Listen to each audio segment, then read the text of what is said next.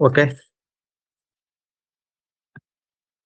ಆತ್ಮೀಯ ಚಾಣಕ್ಯ ವೇದಿಕೆಯ ಸ್ಪರ್ಧಾ ಮಿತ್ರರೇ, ಈ ದಿನದ ನಮ್ಮ ಚಾಣಕ್ಯ ವೇದಿಕೆಯ ಸ್ಪರ್ಧಾತ್ಮಕ ಪರೀಕ್ಷೆಗೆ ಸಂಬಂಧಪಟ್ಟಂತೆ ಸಹಾಯಕ ಪ್ರಾಧ್ಯಾಪಕ ಹುದ್ದೆ ಸರ್ಕಾರಿ ಪ್ರಥಮ ದರ್ಜೆ ಕಾಲೇಜುಗಳ ರಾಜ್ಯಶಾಸ್ತ್ರ ವಿಷಯದ ಸಹಾಯಕ ಪ್ರಾಧ್ಯಾಪಕ ಹುದ್ದೆಯ ಮಾರ್ಗದರ್ಶನ ತರಗತಿಗೆ ತಮಗೆಲ್ಲ ಆತ್ಮೀಯ ಸ್ವಾಗತ. ಸುಮಾರು ದಿವಸ ಆಗಿತ್ತು. ಸೊ ಹಾಗಾಗಿ ಏನಾದರೂ ಟೆಕ್ನಿಕಲ್ ಎರರ್ ಕಂಡು ಬಂದರೆ ಹನುಮಂತರಾಯ್ ಸರ್ ತಾವು ಸ್ವಲ್ಪ ನನಗೆ ತಿಳಿಸಿ. ಹನುಮಂತರಾಯ್ ಸರ್, ನನ್ನ ಧ್ವನಿ ಕ್ಲಾರಿಟಿ ಇದೆಯಲ್ಲ?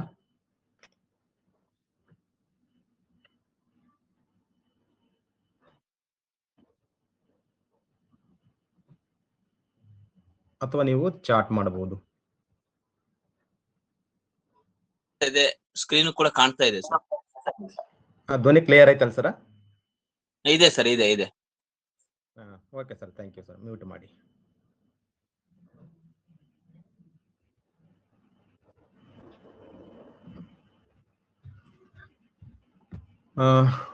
ಮೊದಲನೇದಾಗಿ ಬಹು ನಿರೀಕ್ಷೆಯ ಈ ಸಹಾಯಕ ಪ್ರಾಧ್ಯಾಪಕ ಹುದ್ದೆಯ ಒಂದು ನೇಮಕಾತಿಯ ಅಧಿಸೂಚನೆ ತಮಗೆಲ್ಲ ಗೊತ್ತಿರುವ ಹಾಗೆ ಇತ್ತೀಚಿನ ಒಂದು ಮಾಹಿತಿಯ ಪ್ರಕಾರ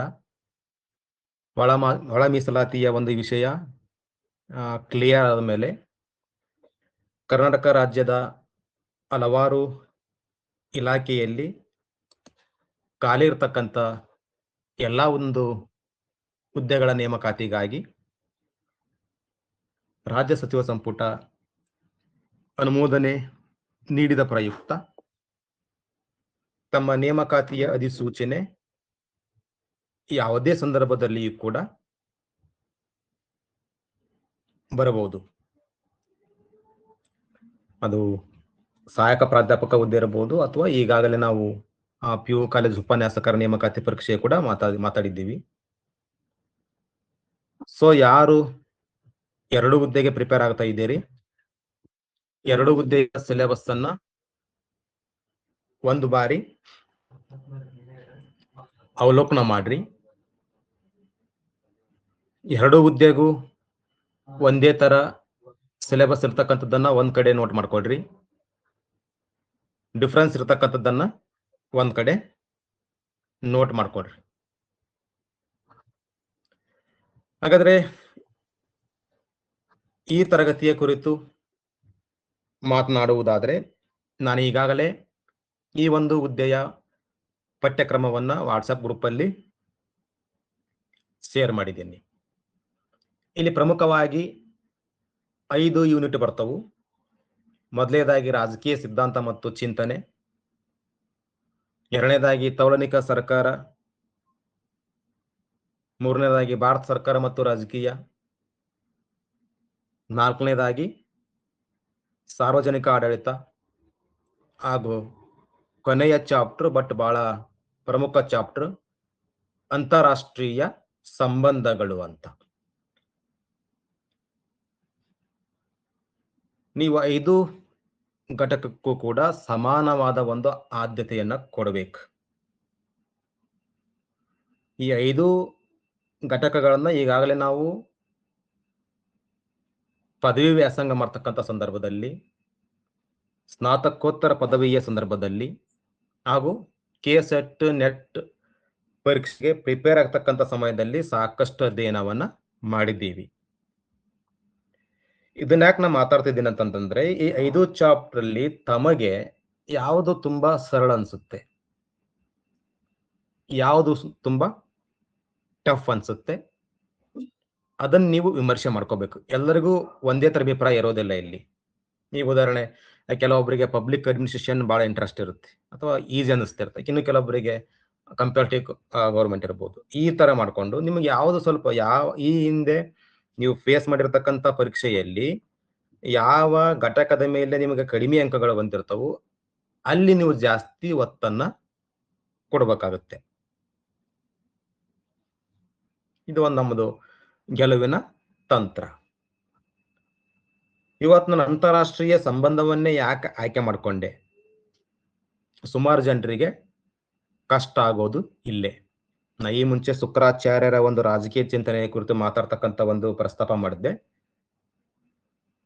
ಅದನ್ನ ಸ್ಕಿಪ್ ಮಾಡಿ ಇವತ್ತು ನವವಾಸ್ತವವಾದ, ನಿಯೋ ರಿಯಲಿಸಂ ಅಂತ. ಅಂತಾರಾಷ್ಟ್ರೀಯ ಸಂಬಂಧಗಳಲ್ಲಿ ಹಲವಾರು ಸಿದ್ಧಾಂತಗಳು ಬರುತ್ತೆ. ವಾಸ್ತವವಾದ, ನವವಾಸ್ತವವಾದ, ವ್ಯವಸ್ಥಾ ಸಿದ್ಧಾಂತ, ತೀರ್ಮಾನ ಕೈಗೊಳ್ಳುವ ಸಿದ್ಧಾಂತ, ಕ್ರೀಡಾ ಸಿದ್ಧಾಂತ, ಈ ತರ ಸಾಕಷ್ಟು ಸಿದ್ಧಾಂತಗಳು ಬರುತ್ತೆ. ಬಟ್ ನಿಮ್ಮ ಪಠ್ಯಕ್ರಮಕ್ಕೆ ಪ್ರಮುಖವಾಗಿ 4 ಸಿದ್ಧಾಂತಗಳನ್ನ ಫಿಕ್ಸ್ ಮಾಡ್ಯಾರ. ಅವು 4 ಯಾವಂತಂದ್ರೆ ನವವಾಸ್ತವವಾದ, ವ್ಯವಸ್ಥಾ ಸಿದ್ಧಾಂತ, ಕ್ರೀಡಾ ಸಿದ್ಧಾಂತ ಮತ್ತು ತೀರ್ಮಾನ ಕೈಗೊಳ್ಳುವ ಸಿದ್ಧಾಂತ, ಡಿಸಿಷನ್ ಮೇಕಿಂಗ್ ಥಿಯರಿ ಅಂತ.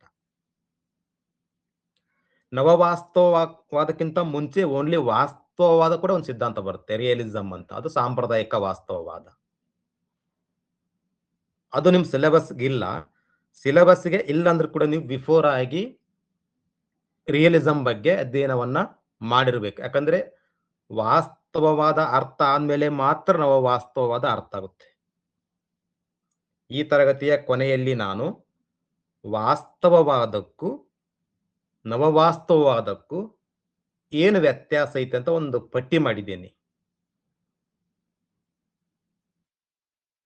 ನಮಗೆಲ್ಲ ಗೊತ್ತು, ವಾಸ್ತವವಾದದ ಪ್ರವರ್ತಕ ಯಾರಪ್ಪ ಅಂತಂದ್ರೆ ಯಾನ್ಸ್ ಜೆ ಮಾರ್ಗೆಂಟೊ, ಅಥವಾ ವಾಸ್ತವವಾದದ ಪಿತಾಮಹ, ಫಾದರ್ ಆಫ್ ದಿ ರಿಯಲಿಸಂ ಯಾರಪ್ಪ ಅಂತಂದ್ರೆ ಯಾನ್ಸ್ ಜೆ ಮಾರ್ಗೆಂಟೊ.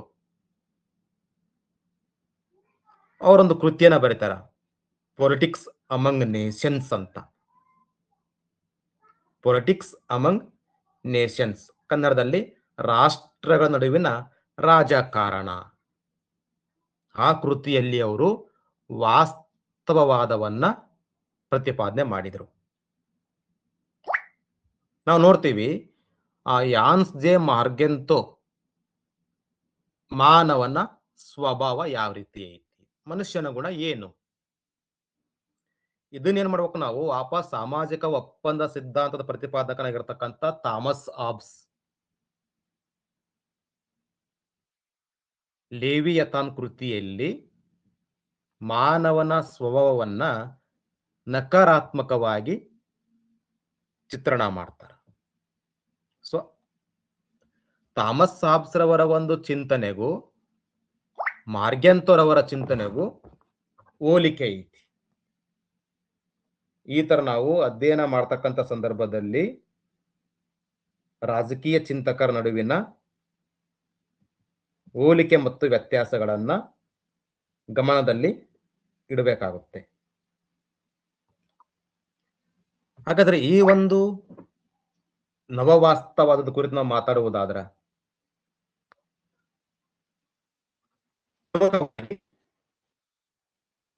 ನಾವು ರಚನಾತ್ಮಕ ವಾಸ್ತವವಾದ ಅಂತ ಕೂಡ ಕರಿತೀವಿ. ಇದು ನೆನಪಿರಲಿ. ನಿಯೋ ರಿಯಲಿಸಂ ಆರ್ ರಿಯಲಿಸಂ ಎರಡೂ ಒಂದೇ. ನಾವು ನಿಮ್ಮ ಪರೀಕ್ಷೆಯಲ್ಲಿ ರಚನಾತ್ಮಕ ವಾಸ್ತವವಾದಂತ ಯಾವುದೇ ಕಾರಣಕ್ಕೂ ಗೊಂದಲ ಆಗಬೇಡ್ರಿ. ನವವಾಸ್ತವವಾದದ ಪರ್ಯಾಯ ಹೆಸರು ರಚನಾತ್ಮಕ ವಾಸ್ತವವಾದ. ಹಾಗಾದ್ರೆ ಈ ಒಂದು ಸಿದ್ಧಾಂತ ಯಾವುದನ್ನ ಜಾಸ್ತಿ ಫೋಕಸ್ ಮಾಡುತ್ತ ಅಂದ್ರೆ, ಇದು ನಾವು ನೋಡ್ತೀವಿ ಅಂತಾರಾಷ್ಟ್ರೀಯ ವ್ಯವಸ್ಥೆ ಅಂತ, ಇಂಟರ್ನ್ಯಾಷನಲ್ ಸಿಸ್ಟಮ್. ಆ ಅಂತಾರಾಷ್ಟ್ರೀಯ ವ್ಯವಸ್ಥೆಯ ಸ್ಟ್ರಕ್ಚರ್ ಇದೆಯಲ್ಲ, ಅದು ರಾಜ್ಯಗಳ ನಡವಳಿಕೆಯನ್ನ ಹೇಗೆ ಪ್ರಭಾವಿಸುತ್ತದೆ, ಈ ಪದ ಬಹಳ ಮುಖ್ಯ. ನಾನೊಬ್ಬ ಮನುಷ್ಯನಾಗಿ ನನ್ನದೇ ಆದ ಒಂದು ಬಿಹೇವಿಯರ್ ಐತಿ. ನನ್ನ ಬಿಹೇವಿಯರ್ ಮೇಲೆ ಬೇರೆ ಬೇರೆ ಪ್ರೇರಕ ಅಂಶಗಳು ಪ್ರಭಾವ ಬೀರ್ತಿರ್ತಾವ. ನಮ್ಮ ನಡವಳಿಕೆ ಒಂದೇ ತರ ಇರಂಗಿಲ್ಲ, ಡೈನಾಮಿಕ್ ಆಗಿರುತ್ತೆ. ಅಂದ್ರೆ ಈ ಸಿದ್ಧಾಂತ ಯಾವುದಕ್ಕೆ ಜಾಸ್ತಿ ಆದ್ಯತೆ ಕೊಡುತ್ತಂದ್ರ ಈ ಅಂತಾರಾಷ್ಟ್ರೀಯ ವ್ಯವಸ್ಥೆಯ ರಚನೆ ರಾಜ್ಯಗಳ ಮೀನ್ಸ್ ರಾಷ್ಟ್ರಗಳ ಅಂತ. ರಾಷ್ಟ್ರಗಳ ನಡವಳಿಕೆಯನ್ನ ಹೇಗೆ ಪ್ರಭಾವಿಸುತ್ತದೆ ಎಂಬುದರ ಮೇಲೆ ಗಮನ ಹರಿಸಿ ಅಧ್ಯಯನವನ್ನ ಮಾಡುತ್ತೆ. ಈಗ ಉದಾಹರಣೆ, ಸೋಲಾರ್ ಸಿಸ್ಟಮ್, ಸೌರ ವ್ಯೂಹ. ಅಲ್ಲಿ ಸೂರ್ಯನ ಸುತ್ತ ಗ್ರಹಗಳು ಸುತ್ತಕ್ಕಂಥದ್ದು, ಅಲ್ಲಿ ಬೇರೆ ಬೇರೆ ಅಂಶಗಳು ಅಕ್ಷಭ್ರಮಣ, ಪರಿಭ್ರಮಣದ ಮೇಲೆ ಪ್ರಭಾವ ಬೀರುತ್ತೆ. ಹೆಂಗ ಒಂದು ಸೋಲಾರ್ ಸಿಸ್ಟಮ್ ಐತಲ್ಲ, ಇದು ಇಂಟರ್ನ್ಯಾಷನಲ್ ಆರ್ಡರ್ ಆರ್ ಸ್ಟ್ರಕ್ಚರ್. ಬೇರೆ ಬೇರೆ ದೇಶಗಳು ಬೇರೆ ಬೇರೆ ಸಂದರ್ಭದಲ್ಲಿ ತಮ್ಮ ವಿದೇಶಾಂಗ ನೀತಿಯನ್ನ ಬದಲಾವಣೆ ಮಾಡ್ತಿರುತ್ತೆ. ಈ ಉದಾಹರಣೆ ನಾವು ನೋಡ್ತೀವಿ, ಭಾರತ ಮತ್ತು ಅಮೆರಿಕದ ಮಧ್ಯೆ ಸಂಬಂಧ ಯಾವ ರೀತಿ ಡೈನಾಮಿಕ್ ಆಗ್ತಾ ಇದೆ. ಒಂದು ದೇಶದ ಮುಖ್ಯಸ್ಥರು ಬದಲಾವಣೆ ಆದಾಗ ರಾಷ್ಟ್ರಗಳ ನಡುವಿನ ಫಾರಿನ್ ಪಾಲಿಸಿ ರಿಲೇಷನ್ಸ್ ಚೇಂಜ್ ಆಗುತ್ತೆ. ಇದ್ರ ಬಗ್ಗೆ ನವವಾಸ್ತವವಾದ ಫೋಕಸ್ ಮಾಡುತ್ತೆ. ಈ ಒಂದು ನವವಾಸ್ತವವಾದ ಯಾವುದಕ್ಕೆ ಪ್ರತಿಕ್ರಿಯೆಯಾಗಿತ್ತು? ಈ ಉದಾಹರಣೆ, ವರ್ತನವಾದಕ್ಕೆ ಪ್ರತಿಕ್ರಿಯೆಯಾಗಿ ನವವರ್ತನವಾದ ಉಗಮವಾದಂತೆ, ವಾಸ್ತವವಾದಕ್ಕೆ ಪ್ರತಿಕ್ರಿಯೆಯಾಗಿ ಅಂದ್ರೆ ವಾಸ್ತವವಾದದ ದೋಷಗಳನ್ನ ಪರಿಹರಿಸಲು ಅಥವಾ ಅದಕ್ಕೆ ರೆಸ್ಪಾನ್ಸ್ ಆಗಿ ನವವಾಸ್ತವವಾದ ಉಗಮ ಆಗುತ್ತೆ. ಈ ಮುಂಚೆ ಮಾತಾಡಿದೆ ನಾನು, ವಾಸ್ತವವಾದ ಅಥವಾ ಸಾಂಪ್ರದಾಯಿಕ ವಾಸ್ತವವಾದ, ಟ್ರೆಡಿಷನಲ್. ವಾಸ್ತವವಾದದ ಪಿತಾಮಹ ಯಾನ್ಸ್ ಜೆ ಮಾರ್ಗೆಂಟೊ, ಅವ್ರ ಕೃತಿ ಪೊಲಿಟಿಕ್ಸ್ ಅಮಂಗ್ ನೇಷನ್ಸ್ ಅಂತ. ಅದಕ್ಕೆ ಪ್ರತಿಕ್ರಿಯೆಯಾಗಿ ಅಂದ್ರೆ ಸಾಂಪ್ರದಾಯಿಕ ವಾಸ್ತವವಾದಕ್ಕೆ ಪ್ರತಿಕ್ರಿಯೆಯಾಗಿ ನವವಾಸ್ತವವಾದ ಉಗಮ ಆಗುತ್ತೆ. ಬಹಳ ಮುಖ್ಯವಾಗಿ ಇದರ ಪ್ರತಿಪಾದಕರು ಯಾರಂತಂದ್ರೆ, ಮೋಸ್ಟ್ ಇಂಪಾರ್ಟೆಂಟ್ ಕೆನ್ನೆತ್ ವಾಲ್ಡ್ಸ್. ವಾಸ್ತವವಾದದ ಪಿತಾಮಹ ಯಾನ್ಸ್ ಜೆ ಮಾರ್ಗೆಂಟೊ. ಇಲ್ಲಿ ಸುಮಾರು ಜನರಿಗೆ ಕನ್ಫ್ಯೂಸ್ ಆಗುತ್ತೆ. ವಾಸ್ತವವಾದ ಅಥವಾ ಸಾಂಪ್ರದಾಯಿಕ ವಾಸ್ತವವಾದ ಎರಡೂ ಒಂದೇ. ಅದ್ರ ಪಿತಾಮಹ ಯಾರು? Hans J Morgenthau. ಅವ್ರ ಕೃತಿ ಯಾವುದು? ಪೊಲಿಟಿಕ್ಸ್ ಅಮಂಗ್ ನೇಷನ್ಸ್, ರಾಷ್ಟ್ರಗಳ ನಡುವಿನ ರಾಜಕಾರಣ. ಅದೇ ತರಹ ನವವಾಸ್ತವವಾದದ ಪ್ರಮುಖ ಶಿಲ್ಪಿ ಅಥವಾ ಪಿತಾಮಹ ಯಾರಂತಂದ್ರೆ ಕೆನ್ನೆತ್ ವಾಲ್ಡ್. ಮೋಸ್ಟ್ ಇಂಪಾರ್ಟೆಂಟ್, ಯಾವ ಕೃತಿಯಲ್ಲಿ ಇವರು ನವವಾಸ್ತವವಾದವನ್ನ ಪ್ರತಿಪಾದನೆ ಮಾಡಿದ್ರಂತ ಪ್ರಶ್ನೆ ಕೇಳ್ತಾರೆ. ಅಂತಾರಾಷ್ಟ್ರೀಯ ರಾಜಕೀಯ ಸಿದ್ಧಾಂತ ಈ ಕೃತಿ. ಆ ಕೃತಿಯನ್ನ ಪ್ರಕಟ ಮಾಡಿದ ವರ್ಷ 1979. ಯಾವ ರೀತಿ ಪ್ರಶ್ನೆ ಕೇಳ್ತಾರಂದ್ರ, ಅಂತಾರಾಷ್ಟ್ರೀಯ ರಾಜಕೀಯ ಸಿದ್ಧಾಂತ ಕೃತಿಯಲ್ಲಿ ಯಾವುದರ ಬಗ್ಗೆ ಪ್ರಸ್ತಾಪವಿದೆ? ಅಥವಾ ನಿಮ್ಗೆ ನೋಡ್ತಾ ಇದ್ದೀರಿ ನೀವು, ಈಗಿನ ನೇಮಕಾತಿಯಲ್ಲಿ ಡೈರೆಕ್ಟ್ ಕ್ವಶನ್ಸ್ ಬರ್ತಾ ಇಲ್ಲ. ನಾವು ನೋಡ್ತೀವಿ, ಮ್ಯಾಚ್ ದಿ ಫಾಲೋಯಿಂಗ್. ಒಂದ್ ಕಡೆ ಕೃತಿ ಹೆಸರನ್ನ ಕೊಟ್ಟು ಪಕ್ಕದಲ್ಲಿ ಲೇಖಕರ ಹೆಸರನ್ನು ಕೊಟ್ಟು ಮ್ಯಾಚ್ ಮಾಡ್ತಕ್ಕಂಥದ್ದನ್ನ ನೋಡ್ತಾ ಇದ್ದೀವಿ ನಾವು. ಸೊ ನಮ್ಮ ರಾಜ್ಯಶಾಸ್ತ್ರದಲ್ಲಿ ಕೃತಿಗಳು ಬಹಳ ಮುಖ್ಯ.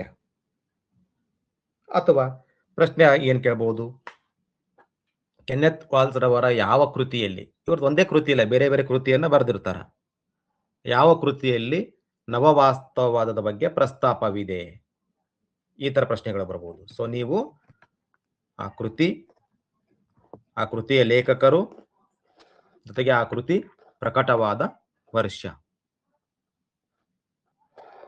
1979. ಕೃತಿ ಯಾವುದು? ಅಂತಾರಾಷ್ಟ್ರೀಯ ರಾಜಕೀಯ ಸಿದ್ಧಾಂತ. ನೆಕ್ಸ್ಟ್ ಬರ್ತಕ್ಕಂಥವ್ರು ಮತ್ತೊಬ್ರು ಜಾನ್ ಮೇಯರ್ ಸೀಮರ್ ಅಂತ. ನವವಾಸ್ತವವಾದದಲ್ಲಿ ಮತ್ತೆ ಎರಡು ನೋಡ್ತೀವಿ ನಾವು. ಇದು ಬಹಳ ಮುಖ್ಯ. ನವವಾಸ್ತವದಲ್ಲಿ 2 types: offensive realism and protective realism ಅಂತ. ಅಂದ್ರ ಆಕ್ರಮಣಕಾರಿ ನವವಾಸ್ತವವಾದ, ರಕ್ಷಣಾತ್ಮಕ ನವವಾಸ್ತವವಾದ. ಇದು ಬಹಳ ಮುಖ್ಯ. ಅಥವಾ ಇಲ್ಲಿ ನವವಾಸ್ತವವಾದ ಅಂತ ಬಂದಾಗ ನೀವು ಮೂರು ಚಿಂತಕರ ಹೆಸರನ್ನು ನೆನಪಿಡಲೇಬೇಕು: Kenneth walls, John mayor simmer ಮತ್ತು ಸ್ಟೀಫನ್ ವಾಲ್ಟ್ ಅಂತ. ಪ್ರಶ್ನೆ ಯಾವ ರೀತಿ ಕೇಳಬಹುದು? ಚಿಂತಕರ ಹೆಸರನ್ನ ಕೊಟ್ಟು ಕೆಳಗಿನ ಯಾರು ನವವಾಸ್ತವವಾದದ ಪ್ರತಿಪಾದಕರು? ಕೆನೆತ್ ವಾಲ್, ಸ್ಟೀಫನ್ ವಾಲ್ಟ್ ಕೊಟ್ಟು ಮತ್ತೊಂದು ಕೊಟ್ಟಿರ್ತಾರೆ. ಅವಾಗ ಏನ್ ಮಾಡ್ತಿದ್ರು, ಒಬ್ಬರ ಹೆಸರು ಕೊಡಿ. ಈಗ ತರ ಅಲ್ಲ, 3-4 ಮಂದಿ ಹೆಸರು. ಎ ಆಪ್ಷನ್ದಲ್ಲಿ 3 ಜನರು, ಬಿ ದಲ್ಲಿ 3 ಜನ, ಸಿ ದಲ್ಲಿ 3 ಜನ, ಡಿ ದಲ್ಲಿ 3 ಜನ ರಿಪ್ಲೇಸ್ ಮಾಡ್ತಾರ. 3 ಆನ್ಸರ್ ಏನಿರ್ತಾವಪ್ಪ ಅಂದ್ರೆ ರಾಂಗ್ ಇರ್ತಾವ. ಒಂದ್ ಕಡೆ ಮಾತ್ರ ಈ ಮೂರು ಚಿಂತಕರ ಹೆಸರನ್ನು ಕೊಡ್ತಾರೆ. ಸೊ ಪ್ರಶ್ನೆ ಪತ್ರಿಕೆಗೆ ತಕ್ಕಂತೆ ನಾವು ನಮ್ಮ ಓದಿನ ಶೈಲಿಯನ್ನ ಬದಲಾವಣೆ ಮಾಡ್ಕೋಬೇಕು. ಇದೇ ಸಿದ್ಧಾಂತವನ್ನ ನಮ್ಮ ಅಧ್ಯಯನಕ್ಕೂ ಅಪ್ಲೈ ಮಾಡ್ಕೋಬಹುದು ನಾವು. ನವವಾಸ್ತವವಾದ ಒಂದೇ ಮಾತಾಡ, ನಾವು ಸರ್ವೈವ್ ಆಗ್ಬೇಕಾದ್ರೆ ಹೆಂಗಿರ್ಬೇಕು ಇಷ್ಟೇ. ಒಂದು ರಾಷ್ಟ್ರ ಗ್ಲೋಬಲ್ ಆರ್ಡರ್ ಅಲ್ಲಿ ಸರ್ವೈವ್ ಆಗ್ಬೇಕಾದ್ರ ಯಾವ ರೀತಿ ಇರಬೇಕು ಅಷ್ಟೇ ಇದ್ರ ಚಿಂತನೆ ಮೂಲ. ನಾವು ಅಷ್ಟೇ, ನಾವು ಅಸಿಸ್ಟೆಂಟ್ ಪ್ರೊಫೆಸರ್ ನೇಮಕಾತಿಯಲ್ಲಿ ಸರ್ವೈವ್ ಆಗ್ಬೇಕಾದ್ರ ಹೆಂಗಿರ್ಬೇಕು ನೋಡ್ರಿ. ರಾಜ್ಯಶಾಸ್ತ್ರವನ್ನ ನಾವು ಓದ್ತಕ್ಕಂಥ ಸಂದರ್ಭದಲ್ಲಿ ಅಲ್ಲಿ ಬರ್ತಕ್ಕಂಥ ಒಂದು ಸಂದೇಶವನ್ನ ನಮ್ಮ ದೈನಂದಿನ ಜೀವನಕ್ಕೂ ಕೂಡ ಅಪ್ಲೈ ಮಾಡ್ಕೋಬಹುದು. ಅದು ಕೇವಲ ಸ್ಟಡಿ ಅಂತ ಅಲ್ಲ. ಈಗ ಉದಾಹರಣೆ, ಡಿಸಿಷನ್ ಮೇಕಿಂಗ್ ಥಿಯರಿ ಬಂದಾಗ ನಮ್ಮ ಲೈಫ್ ಅಲ್ಲಿ ಕೂಡ ಡಿಸಿಷನ್ ತಗೋಬೇಕಾದ್ರ ಆ ಥಿಯರಿಯನ್ನು ಅಪ್ಲೈ ಮಾಡ್ಕೋಬಹುದು. ಹಾಗಾದ್ರೆ ಜಾನ್ ಮೇಯರ್ ಸಿಮರ್ ಅವರು ಆಕ್ರಮಣಕಾರಿ ವಾಸ್ತವವಾದವನ್ನ ಪ್ರತಿಪಾದನೆ ಮಾಡ್ತಾರೆ. ಈ ತರ ಪ್ರಶ್ನೆ ಕೇಳಬಹುದು, ಏನು ಆಕ್ರಮಣಕಾರಿ ನವವಾಸ್ತವವಾದ ಪ್ರತಿಪಾದಕ ಯಾರು ಅಂತ. ಅವಾಗ ಕೆನೆತ್ ವಾಲ್ ಕೂಡ ಆಪ್ಷನ್ ಇರುತ್ತಾ, ಸ್ಟೀಫನ್ ವಾಲ್ಟ್ ಕೂಡ ಇರುತ್ತೆ. ನೋಡಿ, ಕೇಳೋದು ಒಂದೇ ಪ್ರಶ್ನೆ. ನಿಯೋ ರಿಯಲಿಸಂ ಬಗ್ಗೆ ಒಂದು ಪ್ರಶ್ನೆ ಬರ್ಬೋದು. ಒಂದು ಪ್ರಶ್ನೆಗೋಸ್ಕರ ನಮ್ಮ ಪ್ರಿಪರೇಷನ್ ಈ ರೀತಿ ಇರಬೇಕು. ಇನ್ನು ಏನು ಮುಗಿದಿಲ್ಲ, ಜಸ್ಟ್ ಪೀಠಿಕೆ. ಏನಿದೆ ಆಕ್ರಮಣಕಾರಿ ವಾಸ್ತವವಾದ? ನೀವಂತಿರ್ತೀರಿ, ಇಲ್ಲ ಆ ಮನುಷ್ಯ ಬಹಳ ಅಗ್ರೆಸಿವ್ ಅದಾನ. ಎಸ್, ಇವನು ಅದನ್ನ ಹೇಳ್ತಾನ. ರಾಷ್ಟ್ರಗಳು ಕೂಡ ಅಂತರ್ಗತವಾಗಿ, ಈ ಪದ ಬಹಳ ಮುಖ್ಯ, ಅಂತರ್ಗತವಾಗಿ ಆಕ್ರಮಣಕಾರಿ. He argues that states are inherently aggressive. ರಾಜ್ಯಗಳ ಸ್ವಭಾವ ಮೃದು ಸ್ವಭಾವ, ಸಾಫ್ಟ್ ಅಲ್ಲ, ಅಗ್ರೆಸಿವ್.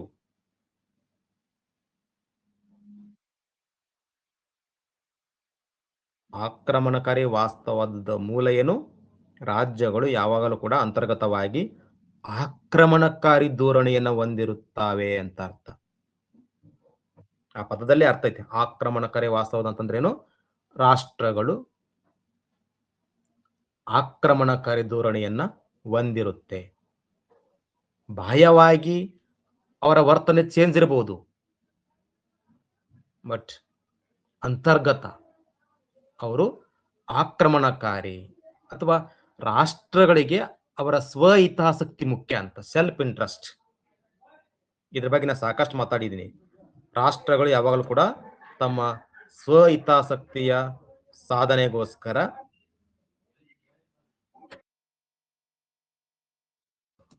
ಅವುಗಳಿಗೋಸ್ಕರ ತಮ್ಮ ನಿರ್ಧಾರಗಳನ್ನ ತಗೋತಿರ್ತಾವಂತ ಅರ್ಥ. ಮುಂದ್ ಮತ್ತದ ಬಗ್ಗೆ ಮಾತಾಡ್ತೀನಿ. ಸ್ಟೀಫನ್ ವಾಲ್ಟ್ ನೋಡ್ರಿ, ಮತ್ತೊಬ್ಬ ಚಿಂತಕ, ರಕ್ಷಣಾತ್ಮಕ ವಾಸ್ತವವಾದ ಪ್ರತಿಪಾದಕ. ಇವನ್ ಕೆನೆತ್ ವಾಲ್ ಕೂಡ ರಕ್ಷಣಾತ್ಮಕ ವಾಸ್ತವವಾದ. ಸ್ವಲ್ಪ ಕನ್ಫ್ಯೂಸ್ ಆಗುತ್ತೆ ಇಲ್ಲಿ. ಕೆನ್ನೆತ್ ವಾಲ್ಟ್ ಮತ್ತು ಸ್ಟಿಫನ್ ವಾಲ್ಟ್ ಇಬ್ಬರು ಕೂಡ protective realism. John Mearsheimer offensive realism ಅಥವಾ ಅಗ್ರೆಸಿವ್ ರಿಯಲಿಸಮ್ ಅಂತ ಇವ್ರು ಹೇಳ್ತಾರ. ಏನು? ರಾಜ್ಯಗಳು ಇತರರ ಮೇಲೆ ಪ್ರಾಬಲ್ಯ ಸಾಧಿಸುವ ಗುರಿಯನ್ನು ಹೊಂದದೆ. ನೋಡ್ರಿ, ಆಕ್ರಮಣಕಾರಿ ವಾಸ್ತವವಾದದ ಉದ್ದೇಶ ಏನು? ರಾಜ್ಯಗಳು ಮತ್ತೊಬ್ಬರ ಮೇಲೆ ಡಾಮಿನೇಟ್ ಮಾಡಕ್ ಅಗ್ರೆಸಿವ್ ಇರ್ತಾವು ಅಂತ. ಬಟ್ ಇವರು ಅದನ್ನ ಒಪ್ಪಲ್ಲ. ಇಲ್ಲ, ರಾಷ್ಟ್ರಗಳು ಮತ್ತೊಂದು ರಾಷ್ಟ್ರದ ಮೇಲೆ ಪ್ರಾಬಲ್ಯ ಸಾಧಿಸುವ ಗುರಿಯನ್ನ ಹೊಂದದೆ. ಮತ್ತು ಅವುಗಳ ಉದ್ದೇಶ ಏನು? ಭದ್ರತೆಗಾಗಿ ಸಾಕಷ್ಟು ಶಕ್ತಿಯನ್ನ ಬಯಸುತ್ತವೆ. Most important. ಅಂದ್ರೆ ಒಂದು ರಾಷ್ಟ್ರ ಮತ್ತೊಂದು ರಾಷ್ಟ್ರದ ಮೇಲೆ ಪ್ರಾಬಲ್ಯ ಸಾಧಿಸುವ ಗುರಿಯನ್ನ ಹೊಂದಿಲ್ಲ. ಅವ್ರ ಉದ್ದೇಶ ಏನಪ್ಪಾ ಅಂತಂದ್ರೆ ತನ್ನ ಭದ್ರತೆ, ತನ್ನ ರಾಷ್ಟ್ರದ ಭದ್ರತೆಗೋಸ್ಕರ, ನ್ಯಾಷನಲ್ ಸೆಕ್ಯೂರಿಟಿಗೆ ಒತ್ತು ಕೊಡುತ್ತೆ ಅಂತ ಅರ್ಥ. ಅಂದ್ರೆ ಮತ್ತೊಂದು ರಾಷ್ಟ್ರ ತನ್ನ ಮೇಲೆ ಆಕ್ರಮಣ ಮಾಡದಂತೆ ಸೆಕ್ಯೂರಿಟಿಗೋಸ್ಕರ ಶಕ್ತಿಯನ್ನ ಹೆಚ್ಚಿಗೆ ಮಾಡ್ಕೊಳ್ಳಕ ಪ್ರಯತ್ನ ಮಾಡ್ತಾವಂತ. ಇದು ರಕ್ಷಣಾತ್ಮಕ ವಾಸ್ತವವಾದದ ಗುರಿ. ಇಷ್ಟೆಲ್ಲ ಹೇಳಿದ ಮೇಲೆ ನಮ್ಮ ನೇಮಕಾತಿಗೋಸ್ಕರ ನಾವು ನೆನಪಿಡ್ಲೇಬೇಕು. ಮಾತಾಡಿದ್ದೀನಿ ನಾನು. ಓನ್ಲಿ ವಾಸ್ತವವಾದಂತ ಬಂದಾಗ ಯಾನ್ಸ್ ಮಾರ್ಗೆ ಅಂತೂ ಅವರ ಕೃತಿ ಯಾವುದು? Politics among Nations. ನವವಾಸ್ತವವಾದಂತ ಬಂದಾಗ ಅದರ ಪಿತಾಮಹರು ಕೆನ್ನೆತ್ ವಾಲ್ಟ್. ಅವ್ರ ಕೃತಿ ಯಾವುದು? ಅಂತಾರಾಷ್ಟ್ರೀಯ ರಾಜಕಾರಣ ಸಿದ್ಧಾಂತ. ಇಷ್ಟು ಬಹಳ ಮುಖ್ಯ. ಹಾಗಾದ್ರೆ ಈ ಒಂದು ನವವಾಸ್ತವವಾದದ ಅಜ್ಯೂಮ್ಷನ್ಸ್ ಏನು? ಯಾವ ಊಹೆಗಳ ಮೂಲಕ ಇದು ಸೃಷ್ಟಿಯಾಯಿತು? ಕಲ್ಪನೆ ಅಂತ. ಕೋರ್ ಅಜ್ಯೂಮ್ಷನ್ಸ್ ಆಫ್ ನ್ಯೂ ರಿಯಲಿಸಮ್ ಅಂತ. ಅದ್ರ ಒಂದನೇದಾಗಿ ನಾಳೆ ನಿಮಗೆ ಕೇಳ್ತಾರ ಪ್ರಶ್ನೆ ಪಕ್ಕ ಇದನ್ನ. ನವವಾಸ್ತವವಾದದ ಊಹೆಗಳು ಅಥವಾ ಕಲ್ಪನೆ ಅಂತಂದ್ರೆ ಈ ರೀತಿ ಇರಬಹುದು ಅಂತ. ಒಂದನೇದು ಬಹಳ ಮುಖ್ಯ. ಅರಾಜಕತೆ, ಅನಾರ್ಕಿ ಅಂತ ಕರಿತೀವಿ ನಾವು. ಇದರ ಅರ್ಥ ಅಂದ್ರೆ ನವವಾಸ್ತವವಾದಿಗಳ ಪ್ರಕಾರ ಅಂತಾರಾಷ್ಟ್ರೀಯ ವ್ಯವಸ್ಥೆ ಅರಾಜಕವಾಗಿದೆ. ಇದರ ಅರ್ಥ ರಾಜ್ಯಗಳ ಮೇಲೆ ಯಾವುದೇ ಕೇಂದ್ರ ಅಧಿಕಾರವಿಲ್ಲ. ಅಂದ್ರೆ ಯಾರನ್ನೂ ಯಾರೋ ಕಂಟ್ರೋಲ್ ಮಾಡಕ್ಕಾಗಲ್ಲ ಅಂತ. ಈಗ ಉದಾಹರಣೆ ನೋಡ್ತೀವಿ ನಾವು. ಈ ಮುಂಚೆ ಅಮೆರಿಕ ಅಂದ್ರೆ ಬಿಗ್ ಬಾಸ್, ಬಿಗ್ ಬ್ರದರ್. ಅಮೆರಿಕದ ಮಾತನ್ನ ಯಾವುದೇ ರಾಷ್ಟ್ರ ಮೀರ್ತಾ ಇರಲಿಲ್ಲ. ಬಟ್ ಪ್ರೆಸೆಂಟ್ ಇರ್ತಕ್ಕಂಥ ಯುದ್ಧದ ಸನ್ನಿವೇಶ ನೋಡಿದಾಗ ನಮಗೆ ಅರ್ಥ ಆಗುತ್ತೆ. ಯಾವುದು? Neo realism. ಅಮೆರಿಕದ ಮಾತನ್ನು ಕೂಡ ಕ್ಯಾರೆ ಅನ್ನದೆ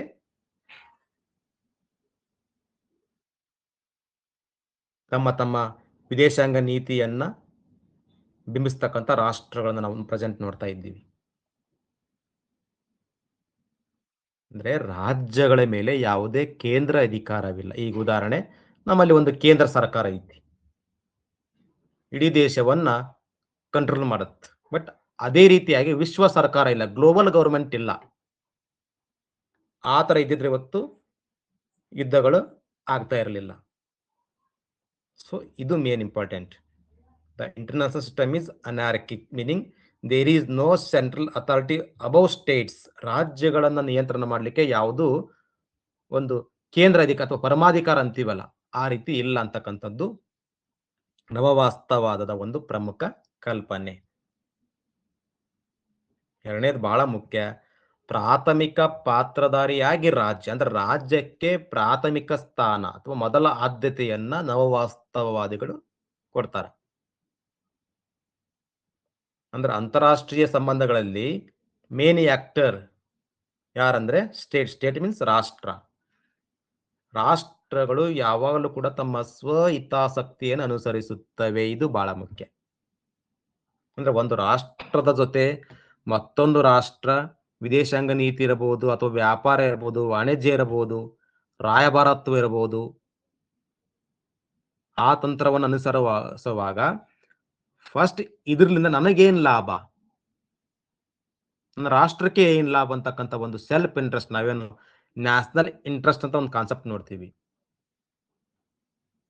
ಪ್ರತಿಯೊಂದು ರಾಷ್ಟ್ರಗಳ ಅಲ್ಟಿಮೇಟ್ ಗೋಲ್ ಏನಪ್ಪಾ ಅಂತಂದ್ರ ಅಚೀವ್ ದ ನ್ಯಾಷನಲ್ ಇಂಟ್ರೆಸ್ಟ್. ಒಪ್ಕೊಳ್ಳೇಬೇಕು ನಾವ್ ಇದನ್ನ. ವಾಸ್ತವವಾದಂತಂದ್ರೆ ಪ್ರೆಸೆಂಟ್ ಏನ್ ಸಿಚುವೇಶನ್ ಐತಿ, ಇದು ಆದರ್ಶವಾದಕ್ಕೆ ವಿರುದ್ಧವಾದ ಒಂದು ಸಿದ್ಧಾಂತ. ಅಂತಾರಾಷ್ಟ್ರೀಯ ವ್ಯವಸ್ಥೆ ಹೇಗಿರಬೇಕು ಎನ್ನುವುದಕ್ಕಿಂತ ಅಂತಾರಾಷ್ಟ್ರೀಯ ವ್ಯವಸ್ಥೆ ಹೇಗಿದೆ, ನಾನ್ ಹೆಂಗಿರ್ಬೇಕು, ಸರ್ವೈವ್ ಆಗ್ಬೇಕು, ಅಷ್ಟು ಬದುಕುಳಿಬೇಕು. ನಾವು ನೋಡ್ತೀವಿ ಸ್ಟ್ರಗಲ್ ಫಾರ್ ಎಕ್ಸಿಸ್ಟೆನ್ಸ್, ಉಳಿವಿಗಾಗಿ ಹೋರಾಟ. ಸೊ ಆ ಒಂದು ಪ್ರಿನ್ಸಿಪಲ್ ಅನ್ನು ನಾವಿಲ್ಲಿ ರಿಯಲಿಸಂ ನಲ್ಲಿ ಅಪ್ಲೈ ಮಾಡ್ಕೋಬೇಕು. ಈ ಉದಾಹರಣೆ ನಾವು ನೋಡ್ತೀವಿ, ಅರಣ್ಯ ನ್ಯಾಯ. ಈ ಉದಾಹರಣೆ, ಒಂದು ಹುಲಿ ಮೊಲವನ್ನು ಅಥವಾ ಜಿಂಕೆಯನ್ನು ಕೊಂದು ತಿನ್ನುವುದು ಸರಿನಾ ತಪ್ಪ?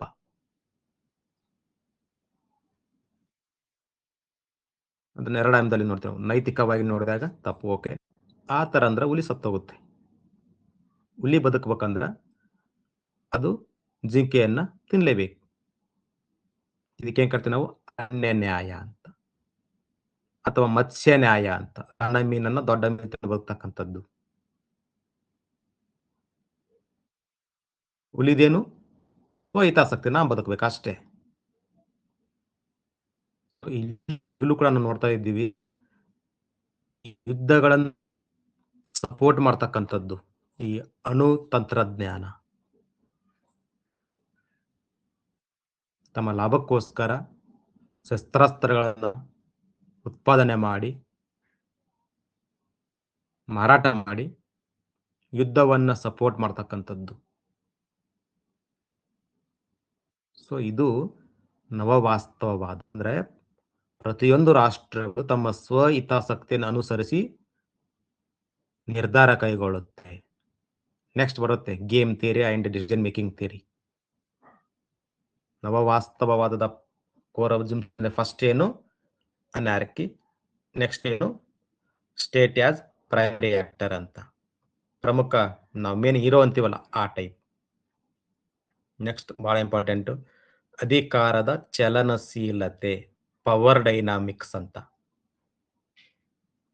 ರಾಷ್ಟ್ರಗಳ ನಡುವೆ ಅಧಿಕಾರದ ವಿತರಣೆ ಐತಲ್ಲ, ಅವುಗಳ ನಡವಳಿಕೆ ಮತ್ತು ಫಲಿತಾಂಶಗಳನ್ನ ನಿರ್ಧರಿಸುವಲ್ಲಿ ನಿರ್ಣಾಯಕವಾಗಿದೆ ಅಂತ. The distribution of power among States is crucial in determining their behaviour and outcomes ಅಂತ. ಅಂದ್ರೆ ಈ ಅಧಿಕಾರ ಅಂತಕ್ಕಂಥದ್ದು ಯಾವಾಗಲೂ ಕೂಡ ಸ್ಥಿರವಾಗಿರೋದಿಲ್ಲ, ಡೈನಮಿಕ್ ಆಗಿರುತ್ತ. ಈ ಉದಾಹರಣೆ ನೋಡ್ತೀವಿ, ಈ ವರ್ಲ್ಡ್ ಆರ್ಡರ್ ನೋಡಿದಾಗ ಯೂನಿಪೋಲಾರ್, ಬೈಪೋಲಾರ್ ಅಂಡ್ ಮಲ್ಟಿಪೋಲಾರ್ ಅಂತ. ಏಕಧ್ರುವೀಕರಣ, ದ್ವಿಧ್ರುವೀಕರಣ ಮತ್ತು ಬಹುಧ್ರುವೀಕರಣ. ಜಗತ್ತಿವತ್ತು ಬಹುಧ್ರುವೀಕರಣದಲ್ಲಿ ಐತಿ. ಇವತ್ತು ಯಾವುದೇ ಒಂದು ರಾಷ್ಟ್ರ ಇಡೀ ಅಂತಾರಾಷ್ಟ್ರೀಯ ವ್ಯವಸ್ಥೆಯನ್ನ ನಿಯಂತ್ರಣ ಮಾಡ್ತಕ್ಕಂಥ ಒಂದು ಸಾಮರ್ಥ್ಯವನ್ನ ಪಡೆದಿಲ್ಲ. Multipolar system. ಈ ಮುಂಚೆ ಇತ್ತು ಏಕಧ್ರುವೀಕರಣ. ಅಮೆರಿಕಾನೇ ಇಡೀ ಅಂತಾರಾಷ್ಟ್ರೀಯ ವ್ಯವಸ್ಥೆಯಲ್ಲಿ ಮೇನ್ ಆಕ್ಟರ್ ಆಗಿತ್ತು. ಅದಕ್ಕೆ ಪ್ರತಿಸ್ಪರ್ಧಿಯಾಗಿ ರಷ್ಯಾ. ಅವಾಗ ಏನಾಯ್ತು? ದ್ವಿಧ್ರುವೀಕರಣ. ಮತ್ತೆ ಪ್ರತಿಸ್ಪರ್ಧಿಯಾಗಿ ಚೀನಾ, ಫ್ರಾನ್ಸ್, ಇಂಗ್ಲೆಂಡ್, ಇವನ್ ಭಾರತ. ಇವತ್ತು ನಾವು ಇಡೀ ಒಂದು ಜಾಗತಿಕ ವ್ಯವಸ್ಥೆಯನ್ನ ಬಹುಧ್ರುವೀಕರಣ ವ್ಯವಸ್ಥೆಯಾಗಿ ನೋಡ್ತಾ ಇದ್ದೀವಿ. ಇದಕ್ಕೆ ಕಾರಣ ಏನು? ಪವರ್ ಡೈನಾಮಿಕ್ಸ್ ಅಂತ. ಅಧಿಕಾರ ಡೈನಾಮಿಕ್ ಆಗಿರುತ್ತ. ನೆಕ್ಸ್ಟ್ ನಾಲ್ಕನೇದೇನು ಬಹಳ ಮುಖ್ಯ, ಉಳಿವು ಅಥವಾ ಅಸ್ತಿತ್ವ. ಈ ಮುಂಚೆ ನಾನು ಮಾತಾಡಿದ್ನಲ್ಲ, ರಾಜ್ಯಗಳ ಪ್ರಾಥಮಿಕ ಗುರಿ ಏನು? ಬದುಕುಳಿಯುವುದು. ಅಂದ್ರೆ ಈ ಜಾಗತಿಕ ವೇದಿಕೆಯಲ್ಲಿ ಅವುಗಳ ಕ್ರಿಯೆಗಳ ಮೇಲೆ ಪ್ರಭಾವ ಬೀರುತ್ತದೆ ಅಂತ. The primary goal of state is survival, influencing their actions on the global stage. Even example Bharat. ಈ ಮುಂಚೆ ಭಾರತ ಅಂದಾಗ ಆವಾಡಿಗರ ದೇಶ, ಭಿಕ್ಷುಕರ ದೇಶ ಅಂತ ಏನೋ ನೆಗೆಟಿವ್ ಮಾತಾಡ್ತಕ್ಕಂತ ಒಂದು ಸಂದರ್ಭ ಇತ್ತು. ಬಟ್ ಇವತ್ತು ಜಾಗತಿಕ ವೇದಿಕೆಯಲ್ಲಿ ಕೂಡ ಹಲವಾರು ರಾಷ್ಟ್ರಗಳು ಇವತ್ತು ಸಂಧಾನಕಾರರನ್ನಾಗಿ ಭಾರತವನ್ನು ಇನ್ವೈಟ್ ಮಾಡ್ತಕ್ಕಂಥ ನೋಡ್ತಾ ಇದ್ದೀವಿ ನಾವು. ಸೊ ಪ್ರತಿಯೊಂದು ರಾಷ್ಟ್ರಗಳ ಪ್ರೈಮರಿ ಗೋಲ್ ಏನಪ್ಪಾ ಅಂತಂದ್ರ ಸರ್ವೈವಲ್. ಈ ಮುಂಚೆ ನಮ್ಮ ಡಾರ್ವಿನ್ ಥಿಯರಿ ಅಪ್ಲೈ ಆಗುತ್ತೆ ಇಲ್ಲಿ. ಉಳಿವಿಗಾಗಿ ಹೋರಾಟ, ಸ್ಟ್ರಗಲ್ ಫಾರ್ ಎಕ್ಸಿಸ್ಟೆನ್ಸ್ ಅಂತ. ಸೊ ಇವತ್ತಿನ ಒಂದು ಪ್ರೆಸೆಂಟ್ ನಡೀತಕ್ಕಂಥ ಯುದ್ಧವು ಕೂಡ ಇದಕ್ಕೆ ದ ಬೆಸ್ಟ್ ಎಕ್ಸಾಂಪಲ್. ಮತ್ತೊಂದು ಬಾರಿ ಹೇಳ್ತಾ ಇದ್ದೀನಿ, ಈ ನವವಾಸ್ತವವಾದದ ಪ್ರಮುಖಗಳಲ್ಲಿ ಅರಾಜಕತೆ, ಅನಾರ್ಕಿ ಫಸ್ಟ್ ಬರುತ್ತೆ. ನೆಕ್ಸ್ಟ್ ಅಧಿಕಾರದ ಚಲನಶೀಲತೆ, ಪವರ್ ಡೈನಾಮಿಕ್ಸ್. ನೆಕ್ಸ್ಟ್ ಪಾತ್ರಧಾರಿಯಾಗಿ ರಾಜ್ಯ, state as primary actor. Next ಉಳಿವು ಅಥವಾ ಅಸ್ತಿತ್ವ ಅಂತ, ಸರ್ವೈವಲ್ ಅಂತ. ನಾಳೆ ನಿಮಗೆ ನೇಮಕಾತಿಯಲ್ಲಿ ಈ ಪ್ರಶ್ನೆಯನ್ನ ಕೇಳಬಹುದು. ಅಂದ್ರೆ ಯಾವ ಊಹೆಗಳ ಮೇಲೆ ಅಥವಾ ಯಾವ ಕಲ್ಪನೆಗಳ ಆಧಾರದ ಮೇಲೆ ನವವಾಸ್ತವವಾದವನ್ನ ಪ್ರತಿಪಾದಿಸಲಾಗಿದೆ ಅಂತ. ಇವು ಜಸ್ಟ್ ಅಜಂಪ್ಷನ್ಸ್ ಅಷ್ಟೇ. ಮೇನ್ ಕಾನ್ಸೆಪ್ಟ್ ಏನು ಬಹಳ ಮುಖ್ಯ. ನವವಾಸ್ತವದಲ್ಲಿ ಪ್ರಮುಖ ಕಾನ್ಸೆಪ್ಟ್ ಏನು? ಇಲ್ಲಿ 4 ಬರುತ್ತೆ. ಒಂದು, ಅಂತಾರಾಷ್ಟ್ರೀಯ ವ್ಯವಸ್ಥೆಯ ರಚನೆ. ಈ ಮುಂಚೆ ನಾ ಮಾತಾಡಿದ್ನಲ್ಲ, ಅಂತಾರಾಷ್ಟ್ರೀಯ ವ್ಯವಸ್ಥೆ ಬಿಫೋರು ಏಕಧ್ರುವವಾಗಿತ್ತು. ನೆಕ್ಸ್ಟ್ ವರ್ಲ್ಡ್ ವಾರ್ 2 ಆದ್ಮೇಲೆ ದ್ವಿಧ್ರುವ ಆಯ್ತು. ನೆಕ್ಸ್ಟ್ USSR ವಿಘಟನೆ ಆದ್ಮೇಲೆ ಬಹುಧ್ರುವೀಕರಣ ಅಂತ ನಾವು ನೋಡ್ತಾ ಇದೀವಿ ಪ್ರೆಸೆಂಟ್ ಆಗಿ. ಇದಕ್ಕೆ ಏನ್ ಕರಿತೀವಿ ನಾವು? ಅಂತಾರಾಷ್ಟ್ರೀಯ ವ್ಯವಸ್ಥೆಯ ರಚನೆ, structure of the international system. Next ಎರಡನೇದೇನು? ಅಧಿಕಾರದ ಸಮತೋಲನ, ಅಥವಾ ನಾವೇನು ಶಕ್ತಿ ಸಮತೋಲನ ಅಂತ ಕರಿತೀವಲ್ಲ. ಅಂದ್ರೆ ಯಾವುದೇ ರಾಷ್ಟ್ರ ಇನ್ನೊಂದು ರಾಷ್ಟ್ರವನ್ನ ನಿಯಂತ್ರಿಸುವಷ್ಟು ಶಕ್ತಿಶಾಲಿ ಆಗ್ಬಾರ್ದು ಅಂತ. ತಕ್ಕಡಿ ತರ ಇರಬೇಕು, ಬ್ಯಾಲೆನ್ಸ್ ಆಗಿರ್ಬೇಕು, ಶಕ್ತಿ ಸಮತೋಲನ. ಅದಕ್ಕೋಸ್ಕರ ನಾವು ಆ ಶಸ್ತ್ರಾಸ್ತ್ರ ನಿಯಂತ್ರಣ ಇರಬಹುದು, ನಿಶಸ್ತ್ರೀಕರಣದಂತ ಒಂದು ಪ್ರಯತ್ನವನ್ನು ಕೂಡ ನೋಡ್ತಾ ಇದ್ದೀವಿ. ನೆಕ್ಸ್ಟ್ ಮೂರನೇದೇನು? ಭದ್ರತಾ ಸಂದಿಗ್ಧತೆ. ಅಂದ್ರೆ ಒಂದು ರಾಷ್ಟ್ರ ತನ್ನ ರಾಷ್ಟ್ರೀಯ ಭದ್ರತೆಗೋಸ್ಕರ ಏನು ಪ್ಲಾನ್ ಮಾಡುತ್ತಲ್ಲ, ತನ್ನ ರಾಷ್ಟ್ರೀಯ ಭದ್ರತೆಗೋಸ್ಕರ ಅನುಸರಿಸ್ತಕ್ಕಂಥ ನೀತಿಗಳು ಮತ್ತೊಂದು ರಾಷ್ಟ್ರಕ್ಕೆ ಅದು ಬೆದರಿಕೆಯನ್ನ ತರಬಹುದು. ಉದಾಹರಣೆ ಭಾರತ ಮತ್ತು ಪಾಕಿಸ್ತಾನ. ಉದಾಹರಣೆ, ನಾವು ಯಾವುದಾದ್ರೂ ಒಂದು ರಾಷ್ಟ್ರ ಅಣುಪರೀಕ್ಷೆ ಮಾಡಿದಾಗ ಭಯಭೀತ ಆಗ್ತಕ್ಕಂಥದ್ದು. ನನ್ನ ಬಳಿ ಕೂಡ ಅಣುಬಾಂಬ್ ಇದೆ ಅಂತ ಅದು ಕೂಡ ಮಾಡ್ತಾರೆ. ಇದಕ್ಕೆ ಏನ್ ಕರ್ತೀವಿ ನಾವು? ಭದ್ರತಾ ಸಂದಿಗ್ಧತೆ. ಅಂದ್ರೆ ಇದರಿಂದ ನಮ್ಮ ರಾಷ್ಟ್ರಕ್ಕೆ ಏನಾದ್ರೂ ಆಪತ್ತಿದೆನಾ? ಅಂದ್ರೆ ಈ ಒಂದು ಭದ್ರತಾ ಸಂದಿಗ್ಧತೆ ಭವಿಷ್ಯದ ಸಂಘರ್ಷಕ್ಕೆ ಕಾರಣ ಆಗ್ಬಹುದು ಅಂತ. ಇದು ನವವಾಸ್ತವದ ಮುಖ್ಯ ಪರಿಕಲ್ಪನೆ. ಫಸ್ಟ್ ಅಂತಾರಾಷ್ಟ್ರೀಯ ವ್ಯವಸ್ಥೆಯ ರಚನೆ. ಇಲ್ಲಿ ಏನೇನು ಪಡ್ಬೇಕು ನೀವು? ಏಕಧ್ರುವೀಕರಣ, ದ್ವಿಧ್ರುವೀಕರಣ ಮತ್ತು ಬಹುಧ್ರುವೀಕರಣ. ನೆಕ್ಸ್ಟ್ ಅಧಿಕಾರದ ಸಮತೋಲನ. ಅಂದ್ರೆ ಒಂದೇ ರಾಷ್ಟ್ರ ಸ್ಟ್ರಾಂಗ್ ಹೋಗುವುದನ್ನ ತಡೆಗಟ್ಟತಕ್ಕಂಥದ್ದು,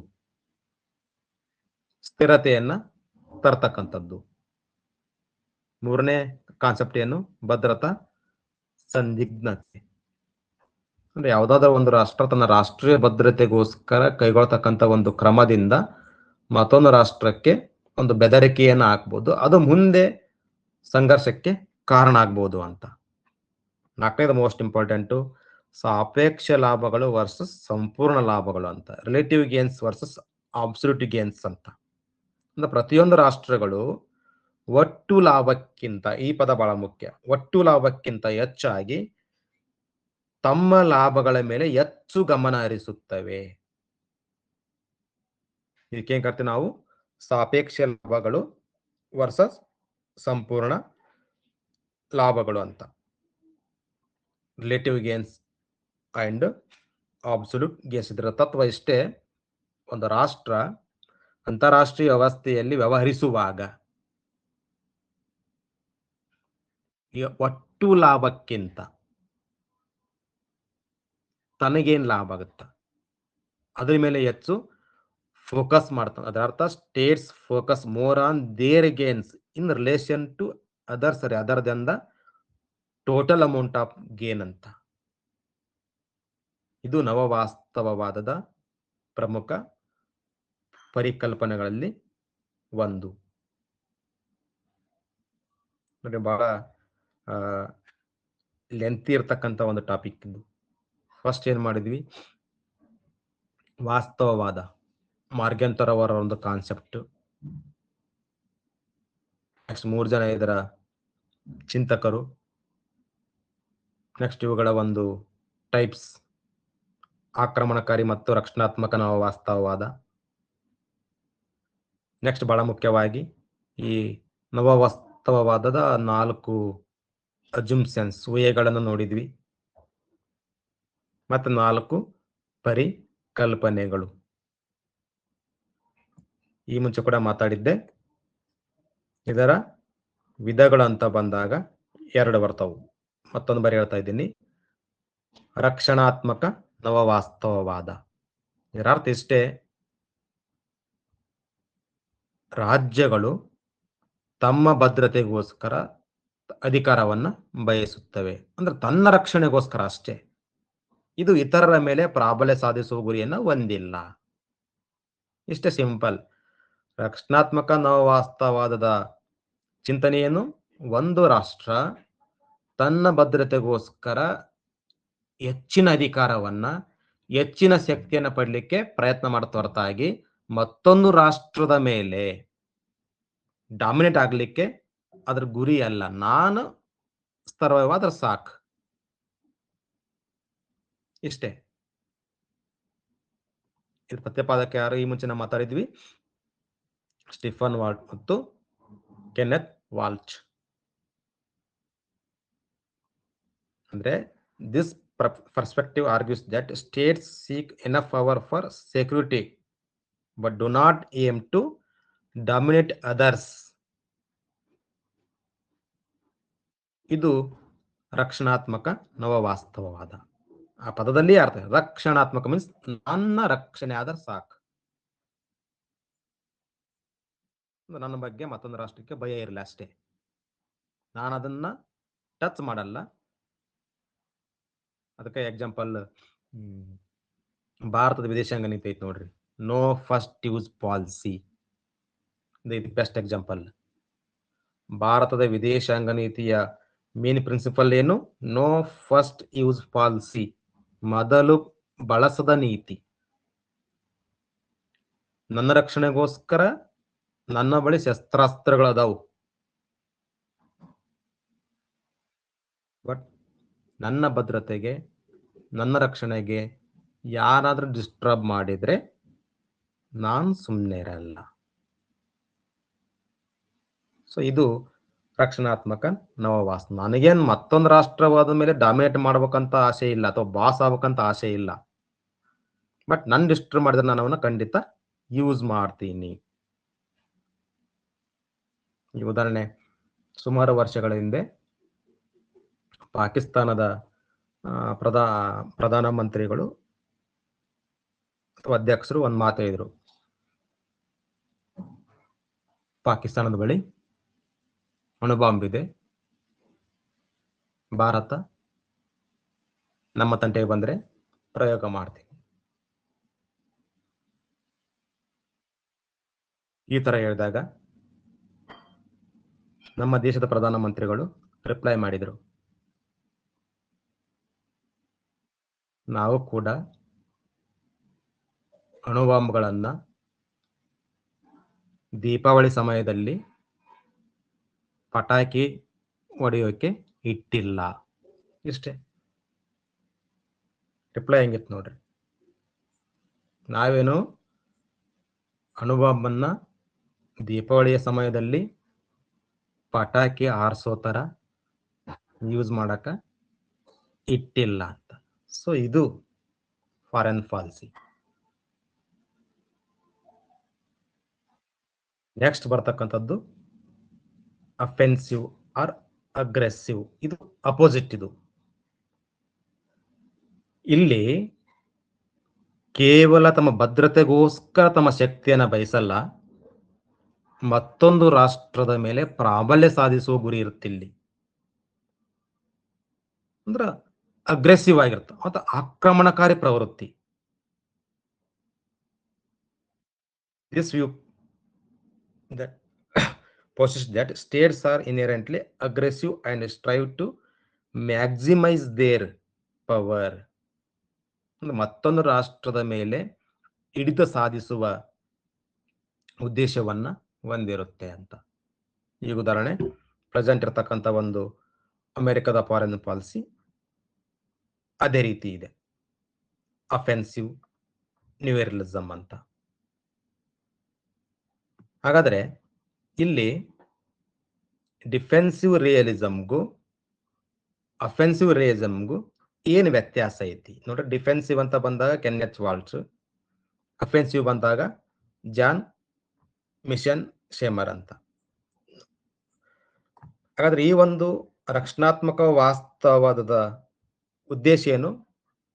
ಮೋಸ್ಟ್ ಇಂಪಾರ್ಟೆಂಟ್, ರಾಜ್ಯಗಳು ಭದ್ರತೆ ಮತ್ತು ಅಸ್ತಿತ್ವಕ್ಕಾಗಿ ಸಾಕಷ್ಟು ಶಕ್ತಿಯನ್ನ ಬಯಸುತ್ತವೆ ಅಂತ. ಅಂದ್ರೆ ತಮ್ಮ ಭದ್ರತೆಗೋಸ್ಕರ state seek enough power to ensure security and survival. ಎರಡು ಪದ ಗೊತ್ತಿರಬೇಕು ನಿಮಗ, ಸೆಕ್ಯೂರಿಟಿ ಅಂಡ್ ಸರ್ವೈವಲ್. ಬಟ್ ಈ ಕಡೆ ಆಕ್ರಮಣಕಾರಿ ಇದ್ದಲ್ಲೇ states maximise power and aim for dominance. ಈ ಪದ ಡಾಮಿನನ್ಸ್, ಇತರರನ್ನ ಡಾಮಿನೇಟ್ ಮಾಡಬೇಕು, ನಾನು ಹೇಳ್ದಂಗೆ ಅವ್ರು ಕೇಳಬೇಕು. ಡಿಫರೆನ್ಸ್ ಇಷ್ಟೇ. ರಕ್ಷಣಾತ್ಮಕ ವಾಸ್ತವದಲ್ಲಿ ರಾಷ್ಟ್ರದ ರಕ್ಷಣೆಗೆ ಜಾಸ್ತಿ ಆದ್ಯತೆ ಕೊಡುತ್ತಾ, ಬಟ್ ಈ ಕಡೆ ಆಕ್ರಮಣಕಾರಿಯೊಳಗೇನು ಇತರರ ಮೇಲೆ ಪ್ರಾಬಲ್ಯ ಸಾಧಿಸ್ತಕ್ಕಂಥ ಒಂದು ಗುರಿಯನ್ನ ಹೊಂದಿರುತ್ತ. ಹಾಗಾದ್ರೆ ಇಲ್ಲಿ ವ್ಯೂ ಆಫ್ ಅನಾರ್ಕಿ ಅಂತ, ಅರಾಜಕತೆ ಕುರಿತು ರಕ್ಷಣಾತ್ಮಕ ವಾಸ್ತವವಾದ ಏನ್ ಹೇಳ್ತಪ್ಪ ಅಂತಂದ್ರೆ, ಅರಾಜಕತೆ ಎಚ್ಚರಿಕೆ ಮತ್ತು ಸಮತೋಲನವನ್ನ ಪ್ರೋತ್ಸಾಹಿಸುತ್ತದೆ. Most important, anarchy encourage caution and balance. But ಈ ಕಡೆ ನೋಡ್ರಿ, ಅರಾಜಕತೆಯು ರಾಜ್ಯಗಳನ್ನ ಲಾಭಕ್ಕಾಗಿ, ಈ ಪದ ಬಹಳ ಮುಖ್ಯ, ಲಾಭಕ್ಕಾಗಿ ಆಕ್ರಮಣಕಾರಿಯಾಗಿ ವರ್ತಿಸುವಂತೆ ತಳ್ಳುತ್ತದೆ. Anarchy forces states to act aggressively for advantage, ಲಾಭದ ಉದ್ದೇಶ ಇಲ್ಲಿ. ಬಟ್ ಇಲ್ಲಿ ಬ್ಯಾಲೆನ್ಸ್.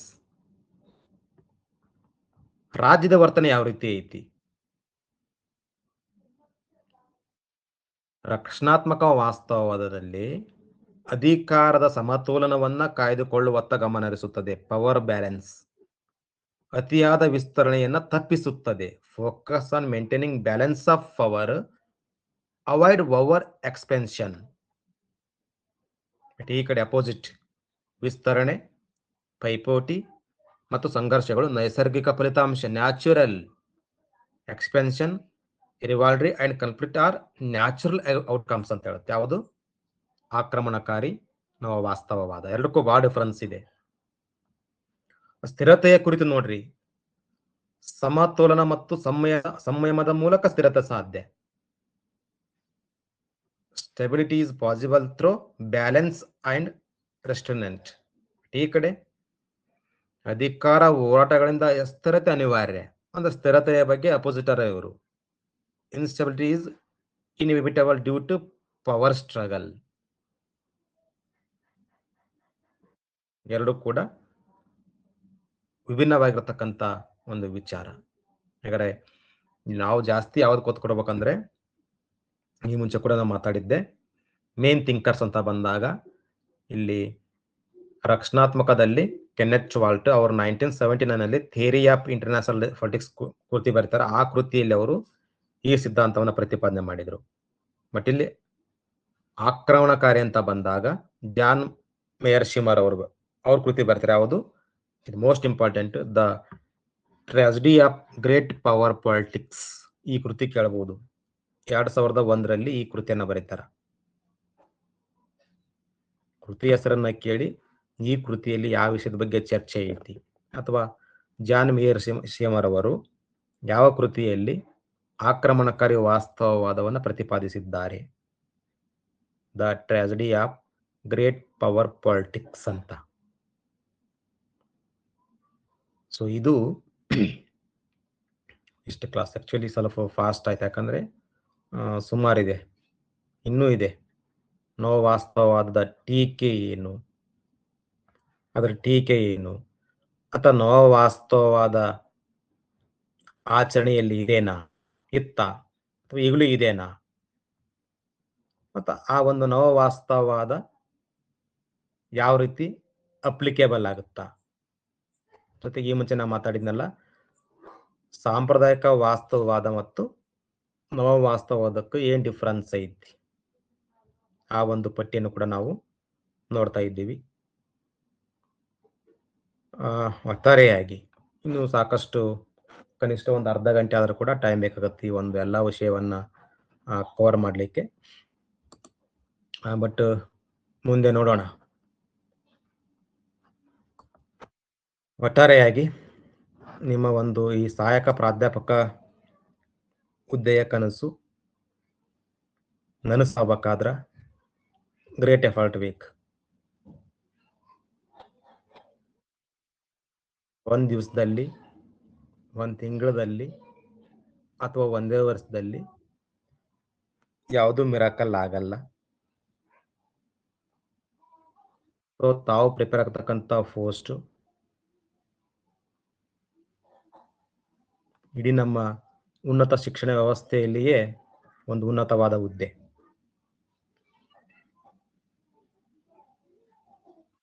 ಅಪಾಯಿಂಟ್ ಆಗಿ 6 ವರ್ಷದ ತನಕ ನಾವು ಗೆಜೆಟೆಡ್ ಗ್ರೂಪ್ ಬಿ ಆಫೀಸರ್ ಆಗಿ ಅಧಿಕಾರವನ್ನು ಅನುಭವಿಸ್ತೀರಿ. 6 ವರ್ಷ ಆದ್ಮೇಲೆ ಗ್ರೂಪ್ ಎ ಪೋಸ್ಟ್ಗೆ ಪ್ರಮೋಷನ್ ಆಗುತ್ತೆ. ಆಟೋಮೆಟಿಕ್, ಯಾವುದು ಬೇಕಾಗಿಲ್ಲ. ಸೊ ಒಬ್ಬ ಗ್ರೂಪ್ ಎ ಅಧಿಕಾರಿ ಆಗ್ಲಿಕ್ಕೆ ಕರ್ನಾಟಕದಲ್ಲಿ ಎಷ್ಟು ಕಷ್ಟ ಇದೆ. KS ಅಧಿಕಾರಿ ಆಗಬೇಕಾದ್ರೆ ಪ್ರಿಲಿಮ್ಸ್ ಪಾಸ್ ಆಗಬೇಕು, ಮೇನ್ ಎಕ್ಸಾಮ್ ಪಾಸ್ ಆಗಬೇಕು, ಮತ್ತು ಪರ್ಸನಾಲಿಟಿ ಟೆಸ್ಟ್ ಬೇರೆ. ಪ್ರಿಲಿಮ್ಸ್ ಅಲ್ಲಿ ನಾವು ನೋಡ್ತಾ ಇದ್ದೀವಿ ಎಷ್ಟು ವಿಷಯಗಳು ಬರ್ತಾವಲ್ಲಿ ಒಬ್ಬ KS ಅಧಿಕಾರಿ ಆಗ್ಬೇಕಾದ್ರೆ. History, geography, economics, current affairs, mental ability, ಸುಮಾರು ಒಂದು 20 ವಿಷಯ. 3 ಸ್ಟೇಜ್ ದಾಟಬೇಕು. ಬಟ್ ನೀವು ಡಿಗ್ರಿ ಕಾಲೇಜ್ ಅಸಿಸ್ಟೆಂಟ್ ಪ್ರೊಫೆಸರ್ ಆಗ್ಬೇಕಾದ್ರೆ ಜಸ್ಟ್ ಒಂದೇ ವಿಷಯ ಓದ್ತೀರಿ ನೀವು, ರಾಜ್ಯಶಾಸ್ತ್ರ. ಭಾಳ ಅಂದ್ರೆ ಒಂದು 50 ಮಾರ್ಕ್ಸಿಂದ GK ಇರುತ್ತೆ ಅಷ್ಟೇ. ಯಾವುದು ಪರ್ಸನಾಲಿಟಿ ಟೆಸ್ಟ್ ಇಲ್ಲ, ಏನೂ ಇಲ್ಲ. ಜಸ್ಟ್ ಆ 2 ಪೇಪರಲ್ಲಿ ಕನ್ನಡ ಮತ್ತು ಇಂಗ್ಲಿಷ್ ಅಂತೂ ಎಲಿಜಿಬಲ್ ಆಗೇ ಆಗ್ತೀರಿ. GK ಮತ್ತು ನಿಮ್ಮ ವಿಷಯದ ಅಂಕಗಳನ್ನು ಪರಿಗಣಿಸಿ ನೇರ ನೇಮಕಾತಿ ಮಾಡ್ತಾರೆ. ಯಾವುದೋ ಸಂದರ್ಶನ ಇಲ್ಲ. ಜೊತೆಗೆ UGC ಸಾಲ್ರಿ. ಸೊ ಇಂಥ ಪೋಸ್ಟ್ ನಾವು ಪ್ರಿಪೇರ್ ಆಗ್ತೀವಂದ್ರೆ ಆ ಒಂದು KS ಅಥವಾ IAS ಆಗ್ತಕ್ಕಂಥ ಪ್ರಯತ್ನದ 25% ಹಾಕಿದ್ರೆ ಸಾಕು.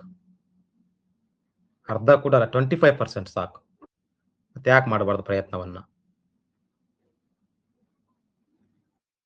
ಸೊ ಹಾಗಾಗಿ ನಿಮ್ಮ ಪ್ರಯತ್ನ ಇಮ್ಮಡಿ ಆಗಬೇಕು. ಮಾತಾಡಿದಷ್ಟು ಸುಲಭ ಕೂಡ ಇಲ್ಲ, ಮಾತಾಡಿದಷ್ಟು ಸರಳ ಕೂಡ ಇಲ್ಲ. ಆರಾಮಾಗಿ ಏನಂದು ಕೇಸ್ ಸೆಟ್ ಆಗಿದೆ, ನೆಟ್ ಆಗಿದೆ, ನಾನು ಕನ್ನಡ ಪಾಸ್ ಆಗ್ತೀನಿ, ಇಂಗ್ಲೀಷ್ ಪಾಸ್ ಆಗ್ತೀನಿ, GK ಇವತ್ತಕ್ಕೊಂದು 20-25 ಮಾಡ್ತೀನಿ. ಪೊಲಿಟಿಕಲ್ಸ್ ಒಂದು ಇಷ್ಟು ಮಾಡಿಬಿಡ್ತೀನಿ. ಆರಾಮ ಅಪಾಯಿಂಟ್ ಆಗ್ತೀನಿ. ಮಾತಾಡಿದಷ್ಟು ಸುಲಭ ಇಲ್ಲ. ಬಟ್ ಒಂದು ಮಾತಿದೆ, ವಿಜಯಪುರದ ಒಂದು ಚಾಣಕ್ಯ ಕರಿಯರ್ ಅಕಾಡೆಮಿಯ ಬಿರಾದಾರ್ ಪ್ರತಿ ಬಾರಿ ಒಂದು ಮಾತು ಹೇಳ್ತಿರ್ತಾರೆ, ಸೋಲುವ ಮನಸ್ಸು ಸೋಲುತ್ತದೆ, ಗೆಲ್ಲುವ ಮನಸ್ಸು ಗೆಲ್ಲುತ್ತದೆ. ನಿಜ, ಮನಸ್ಸಿನಂತೆ ಮಹಾದೇವ. ಸೊ ಹಾಗಾಗಿ ನೀವೆಲ್ಲ ಇಲ್ಲಿ ನೋಡ್ತಾ ಇದ್ರಿ, ಕೊನೆಗೆ ಒಂದು ಮಾತಿದೆ, ರಾಬರ್ಟ್ ಬೇಯಾರ್ಡ್ ಸ್ಟ್ರೋ. ಎಷ್ಟು ಚೆನ್ನಾಗೈತೆ ನೋಡ್ರಿ. ಏನ್ ಹೇಳ್ತಾರ ಅವರು? I cannot give you a formula for success. I cannot give you a formula for success, but I can give you the formula for failure. ಎಷ್ಟು ಚೆನ್ನಾಗೈತೆ ನೋಡ್ರಿ. which is try to please everybody. ಅರ್ಥ ಏನು? ಯಶಸ್ಸಿಗೆ ನಾನು ನಿಮಗೆ ಸೂತ್ರವನ್ನು ನೀಡಲು ಸಾಧ್ಯವಿಲ್ಲ, ಆದರೆ ವೈಫಲ್ಯಕ್ಕೆ ನಾನು ನಿಮಗೆ ಸೂತ್ರವನ್ನ ನೀಡಬಲ್ಲೆ. ಅದು ಯಾವುದಂದ್ರ, ಎಲ್ಲರನ್ನು ಮೆಚ್ಚಿಸಲು ಪ್ರಯತ್ನಿಸು. ಬಹಳ ಇಷ್ಟ ಆಯ್ತು ನನಗೆ ಇವತ್ತಿದು. ನಮ್ಮ ವೈಫಲ್ಯಕ್ಕೆ, ಫೇಲ್ಯೂರಿಗೆ ಮುಖ್ಯವಾದ ಕಾರಣ ಏನು? ನಾವು ಎಲ್ಲರನ್ನ ಮೆಚ್ಚಕ್ ಪ್ರಯತ್ನ ಮಾಡಕತ್ತೀವಿ. ಅದು ಇಂಪಾಸಿಬಲ್. ಅವ್ರಂಗಂದ್ರು, ಇವ್ರಿಂಗಂದ್ರು, ನನ್ನ ಬಗ್ಗೆ ಅವ್ರಂಗ್ ಮಾತಾಡಿದ್ರು, ಇವ್ರಂಗ್ ಮಾತಾಡಿದ್ರು. ಅದು ನಮ್ಮ ಸೋಲಿಗೆ ನಿಜವಾದ ಕಾರಣ. ಅದನ್ನೇ ಹೇಳ್ತಾರ, ನಾನು ನಿಮ್ಮ ಯಶಸ್ಸಿಗೆ ಸೂತ್ರ ನೀಡಕ್ ಸಾಧ್ಯ ಇಲ್ಲ, ಬಟ್ ನಿಮ್ಮ ಫೇಲ್ಯೂರ್ಗೆ ಸೂತ್ರ ಯಾವ್ದಪ್ಪ ಅಂತಂದ್ರ, ನೀನು ಎಲ್ಲರನ್ನ ಮೆಚ್ಚಿಸಲು ಅಥವಾ ಎಲ್ಲರನ್ನ ಮೆಚ್ಚಿಸಿ ಬದುಕಲು ಪ್ರಯತ್ನ ಮಾಡ್ತಾ ಇದೆಯಲ್ಲ, ಅದು ನಿಜವಾದ ಕಾರಣ ನಿನ್ನ ಸೋಲಿಗೆ ಅಂತ. ಸೊ ಇದು ರಾಬರ್ಟ್ ಬೇಯಾರ್ಡ್ ಸ್ಪೋರ್ಟ್ ಅಂತಕ್ಕಂಥವ್ರು ಹೇಳಿರ್ತಕ್ಕಂಥ ಒಂದು ಮಾತು. ಇಷ್ಟು ನಮ್ಮ ಚಾಣಕ್ಯ ವೇದಿಕೆಯ ವತಿಯಿಂದ ಇವತ್ತಿನ ಒಂದು ತರಗತಿ. ನಿಮಗೆ ಏನೇ ಡೌಟ್ಸ್ ಇದ್ರೂ ಕೂಡ ನನಗೆ ವೈಯಕ್ತಿಕವಾಗಿ ಮೆಸೇಜ್ ಹಾಕಿ, ಗ್ರೂಪಲ್ಲಿ ಅನಾವಶ್ಯಕ ಚಾಟ್ ಆಗುತ್ತಂತ ಅವಕಾಶ ಕೊಟ್ಟಿಲ್ಲ. ನಿಮ್ಮ ಓನ್ಲಿ ಇವತ್ತಿನ ಕ್ಲಾಸ್ ಅಂತ ಅಷ್ಟೇ ಅಲ್ಲ, ನಿಮ್ಮ ನೇಮಕಾತಿಗೆ ಸಂಬಂಧಪಟ್ಟಂತೆ ಯಾವ ಬುಕ್ಸ್ ಓದಬೇಕು, ಯಾವ ಲೇಖಕರದ್ದು ಓದಬೇಕು, ಅಥವಾ ಓದ್ತಕ್ಕಂಥ ಒಂದು ಶೈಲಿ ಯಾವ ರೀತಿ ಇರುತ್ತಾ, ಸಾಕಷ್ಟು ಸವಾಲುಗಳನ್ನ ಫೇಸ್ ಮಾಡ್ತಾ ಇರ್ತೀವಿ. ಒಂದು ಕೂಡ ನಾನು ಕೂಡ ಸ್ಟಡಿ ಮಾಡ್ತಕ್ಕಂಥ ಟೈಮಲ್ಲಿ ಸಾಕಷ್ಟು ಗೊಂದಲಕ್ಕೆ ಒಳಗಾಗುತ್ತಿದ್ದೆ, ಬಟ್ ಅದಕ್ಕೆ ಪರಿಹಾರ ಕೂಡ ಸಿಗ್ತಾ ಇತ್ತು. ಸೊ ಈ ರೀತಿ ನಿಮ್ಮ ನೇಮಕಾತಿಯ ಪಯಣದಲ್ಲಿ ತಾಳ್ಮೆ ಇರಲಿ. ಯಾಕಂದ್ರೆ ಇತ್ತೀಚಿನ ನೇಮಕಾತಿಯನ್ನು ನೋಡ್ತಾ ಇದ್ದೀವಿ, ಒಂಥರ ಪಂಚವಾರ್ಷಿಕ ಯೋಜನೆ ಅವೆಲ್ಲ. ನಾನು ಆರಂಭದಲ್ಲೂ ಕೂಡ ಹೇಳ್ತಾ ಇದ್ದೀನಿ, ನಮ್ಮ ಸ್ಪಿರಿಟ್, ಉತ್ಸಾಹ ಯಾವ ರೀತಿ ಇರ್ಬೇಕಂದ್ರ,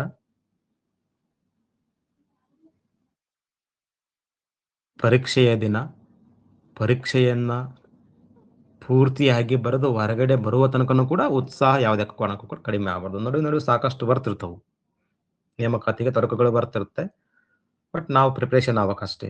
ನಮ್ಮ ಗುರಿ ಏನಿದ್ರು ಕೂಡ ನಮ್ಮ ಗೆಲುವಿನ ಮೇಲೆ ಇರಬೇಕು. ಸೊ ಇನ್ನೊಂದು ಬಹಳ ಮುಖ್ಯವಾಗಿ, ಈ ಅಸಿಸ್ಟೆಂಟ್ ಪ್ರೊಫೆಸರ್ ನೇಮಕಾತಿಯಲ್ಲಿ ಪ್ರಶ್ನೆಗಳು ಬಹಳ ಡೆಪ್ತ್ ಇರುತ್ತೆ. ನಮ್ಮ ನೇಮಕಾತಿಯಲ್ಲಿ ಆ ರೀತಿ ಇರಲಿಲ್ಲ, ಸ್ವಲ್ಪ ಫಸ್ಟ್ ಎಕ್ಸಾಮ್ ಅಲ್ಲ ಒಂದು ಲೆವೆಲ್ಗಿತ್ತು. ಬಟ್ ಇತ್ತೀಚಿನ ನೇಮಕಾತಿಯಲ್ಲಿ ಸ್ವಲ್ಪ ಡೀಪ್ ಆಗಿ ಪ್ರಶ್ನೆಗಳನ್ನ ಕೇಳ್ತಾ ಇದ್ದಾರೆ. ಹಳೆಯ ಪ್ರಶ್ನೆ ಪತ್ರಿಕೆಗಳನ್ನ ಒಂದು ರೀತಿ ವಿಶ್ಲೇಷಣೆ ಮಾಡ್ರಿ. ಓನ್ಲಿ ಅಸಿಸ್ಟೆಂಟ್ ಪ್ರೊಫೆಸರ್ ಎಕ್ಸಾಮ್ ಮಾತ್ರ ಅಲ್ಲ, ಬೇರೆ ಬೇರೆ ಸ್ಟೇಟ್ಗಳ ಒಂದು ಸೆಟ್ ಎಕ್ಸಾಮ್ ಕೂಡ ನೋಡ್ಕೊಡ್ರಿ. ಜೊತೆಗೆ UGC ನೆಟ್ ಪ್ರಶ್ನೆ ಪತ್ರಿಕೆಯನ್ನ ನೀವು ಸ್ವಲ್ಪ ನೋಡ್ಕೊಡ್ರಿ.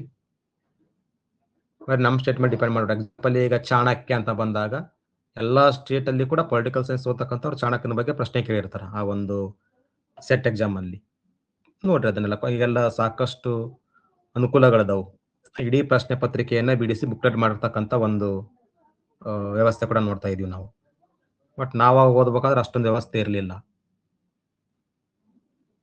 ವಿಭಿನ್ನವಾದ ತಂತ್ರಗಳನ್ನ ಬಳಸಿ ನೀವು ನಿಮ್ಮ ಗುರಿಯನ್ನ ಸಾಧಿಸಿ ಉನ್ನತ ಶಿಕ್ಷಣ ಇಲಾಖೆಗೆ ಪಾದಾರ್ಪಣೆ ಮಾಡಿ ಅಂತ ಹೇಳುತ್ತಾ ಅಥವಾ ಹಾರೈಸುತ್ತಾ ಈ ತರಗತಿಯನ್ನ ಮುಕ್ತಾಯ ಮಾಡ್ತಾ ಇದ್ದೀನಿ. ಸರ್ವರಿಗೂ ಕೂಡ ಶುಭವಾಗಲಿ.